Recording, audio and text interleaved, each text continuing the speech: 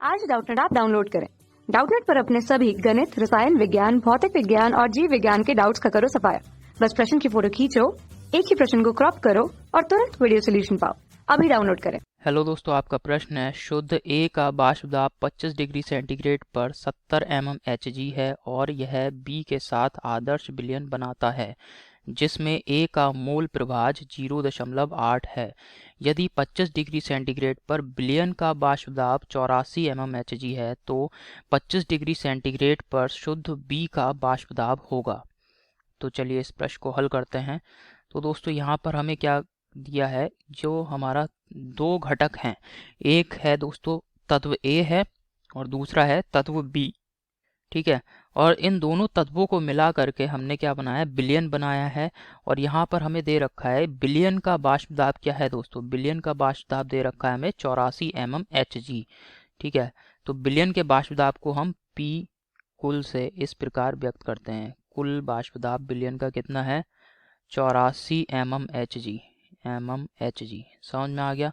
अब दोस्तों यहाँ पे इस विलयन में दो घटक तत्व हमने मिलाए हैं, दो तत्वों से मिला करके ये विलयन बनाया है। एक है तत्व ए, दूसरा तत्व बी।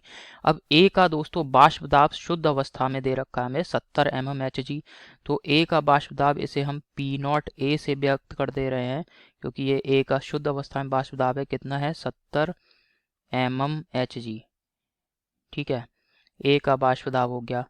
बी के साथ आदर्श विलयन बनाता है जिसमें ए का मोल प्रभाज, अब तत्व ए का मोल प्रभाज भी हमें दे रखा है विलयन में, कितना है एक्स ए, ये दे रखा है 0.8।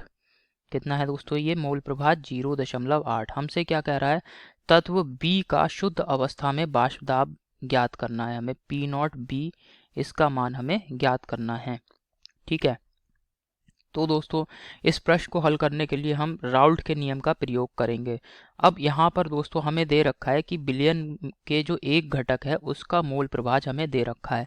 तो हमें पता होता है कि विलयन में कुल मोल प्रभाज अगर हम देखें तो इसका मान 1 होता है, और अर्थात कहने का मतलब है कि विलयन में घटक ए का मोल प्रभाज प्लस घटक बी का मोल प्रभाज, इन दोनों का योगफल 1 के बराबर होता है। दोनों घटकों का मोल प्रभाज का योगफल सदैव 1 के बराबर होता है। अब दोस्तों हमें एक्स ए का मान दे रखा है, तो ये हमने मान लगा दिया 0.8 प्लस एक्स बी। ठीक है, तो हमें तत्व बी का विलयन में उपस्थित मोल प्रभाज का मान ज्ञात हो जाएगा। तो 1 माइनस 0.8, 1 माइनस 0.8, तो दोस्तों इसका मान क्या हो जाएगा हल करने पर 0.2। समझ में आ गया। तो एक्स बी का मान हमें पता लग गया कि विलयन में तत्व बी का मोल प्रभाज कितना उपस्थित होगा, 0.2। ठीक है, ये समझ में आ गया। अब दोस्तों यहाँ पे सूत्र लगाएंगे। राउल्ट ने ये बताया था जो मिश्रण बनता है किसी भी द्विअंगी मिश्रण के लिए, कुल बाष्प दाब जो होता है वो बराबर होगा घटक तत्व ए का आंशिक दाब, घटक तत्व ए का आंशिक दाब गुणा विलयन में उपस्थित तत्व ए का मोल प्रभाज प्लस घटक तत्व बी का आंशिक दाब गुणा विलयन में उपस्थित घटक तत्व बी का मोल प्रभाज। ये दोस्तों सूत्र है। अब यहाँ पे कुल बाष्प दाब हमें दे रखा है विलयन का कितना है 84 mmHg है। P0 का मान कितना दे रखा है दोस्तों 70, और एक्स ए का मान 0.8 प्लस P0 बी का मान ये हमसे प्रश्न में पूछ रहा है। एक्स बी का मान दोस्तों हमने ज्ञात कर लिया है कितना 0.2।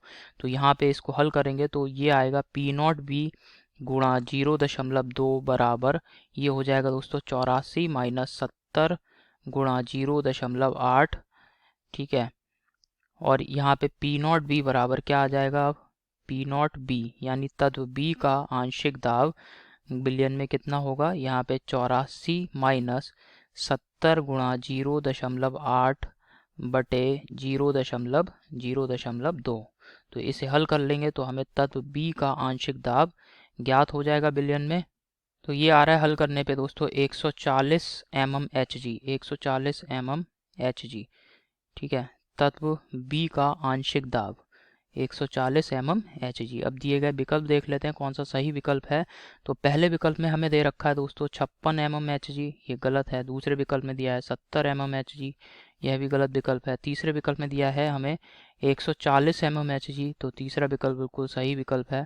ठीक है, चौथे विकल्प को देखते हैं। इसमें दिया है दोस्तों 28 mmHg, तो चौथा विकल्प भी गलत है। तो आशा करता हूँ आपको समझ में आया होगा दोस्तों ये। धन्यवाद।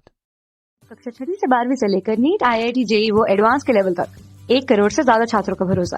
आज ही डाउनलोड करें डाउटनेट ऐप या व्हाट्सएप करें अपने सारे डाउट्स 8400 400 400 पर।